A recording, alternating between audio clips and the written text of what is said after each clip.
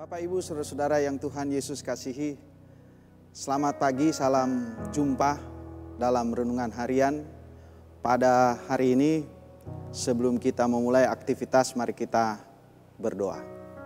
Bapa di sorga, kami mengucap syukur kepadamu, anugerah yang Tuhan anugerahkan bagi kami hari baru, sungguh merupakan karunia yang terindah bagi kami, terutama keselamatan yang Tuhan anugerahkan dalam Yesus Kristus.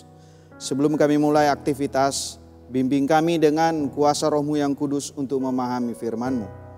Kami sedia membaca merenungkan firman-Mu ya Tuhan.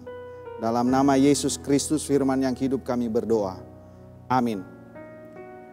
Pembacaan Alkitab pagi hari ini, Kisah Para Rasul pasal 16 ayat 30 hingga ayat 31. Firman Tuhan berkata demikian. Ia mengantar mereka keluar sambil berkata, "Tuan, Tuan, apakah yang harus aku perbuat supaya aku selamat?"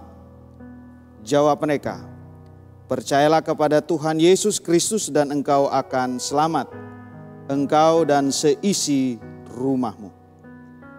Tema renungan kita hari ini ialah penderitaan sebagai batu lompatan Injil diberitakan.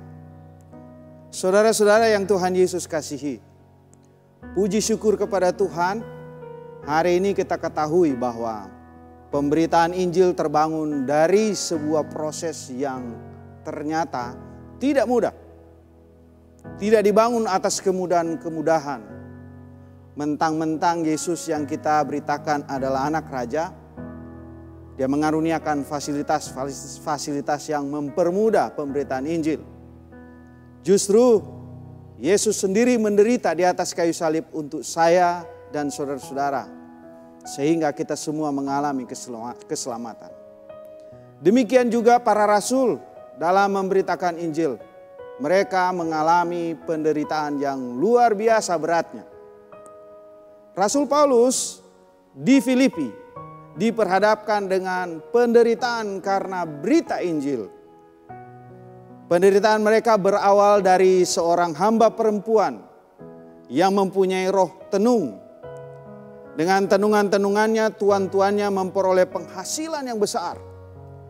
Ia mengikuti Paulus dan kami dari belakang sambil berseru-seru katanya, "Orang-orang ini adalah hamba-hamba Allah yang maha tinggi.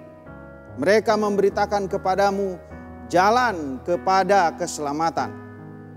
Hal itu dilakukan beberapa hari lamanya. Tetapi ketika Paulus tidak tahan lagi akan gangguan itu, ia berpaling dan berkata kepada roh itu, "Demi nama Tuhan Yesus Kristus, aku menyuruh engkau keluar dari perempuan ini." Seketika itu juga keluarlah roh itu. Kisah Rasul 16 ayat 16 sampai 19. Ayat-ayat selanjutnya mengisahkan Paulus dan Silas masuk ke dalam penjara. Dan ayat yang kita baca ayat 30 dan 31 adalah dialog singkat antara Paulus dengan kepala penjara yang menjaga Paulus dan Silas. Sebelum itu, bagaimana Rasul Paulus dan Silas disiksa, dituduh melakukan kekacauan kota. Bapak Ibu perhatikan ayat 20. Didera berkali-kali ayat 20 dan 23. Dan dilemparkan ke dalam penjara. Di dalam penjara mengalami siksaan. Di dalam penjara yang paling tengah dan belenggu, mereka dibelenggu kaki mereka dalam pasungan yang sangat kuat. Ayat 24. Dalam keadaan seperti itu Paulus dan Silas memuji Tuhan dan berdoa yang didengar oleh sesama tahanan. Ayat 25. Terjadilah gempa yang hebat, pintu-pintu penjara terbuka dan kepala penjara mengira tahanan sudah keluar dan dia berniat untuk bunuh diri. Tetapi Paulus mencegah.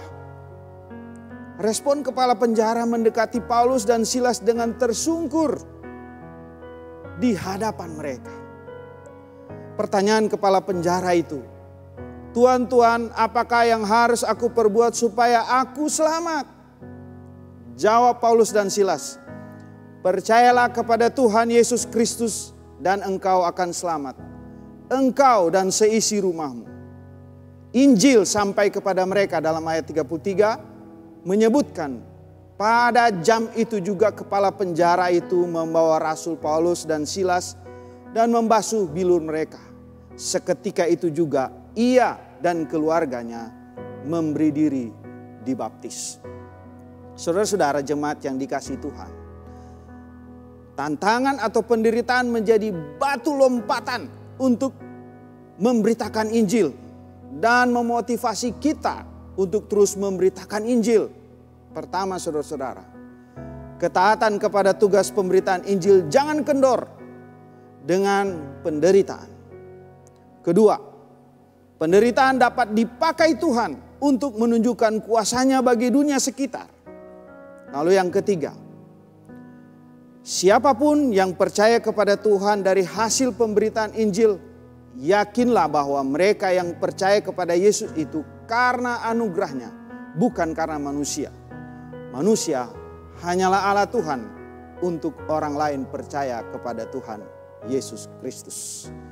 Mari kita memuji Tuhan. PKJ 117 ada yang tanya. Ada yang tanya kepadaku, siapa Yesus yang jadi junjunganku? Dia juru selamat dan Tuhanku. Artinya ku beritahukan kepadamu, Dia segalanya bagi diriku. Dia segalanya dalam hidupku. Dia mati bagiku, aku jadi baru. Dia ingin menjadi juru selamatmu. Mari kita berdoa. Bapa di sorga, kami tahu penderitaan memberitakan Injil menjadi bagian yang tak terpisahkan dengan orang yang percaya kepadamu. Karena itu kuatkan kami untuk terus kami memberitakan Injil, walaupun kami harus berhadapan dengan penderitaan demi penderitaan. Kuasai kami dengan kuasa Roh-Mu yang kudus Bapa, untuk kami terus dengan berani memberitakan Injil. Dalam nama Tuhan Yesus Kristus. Amin.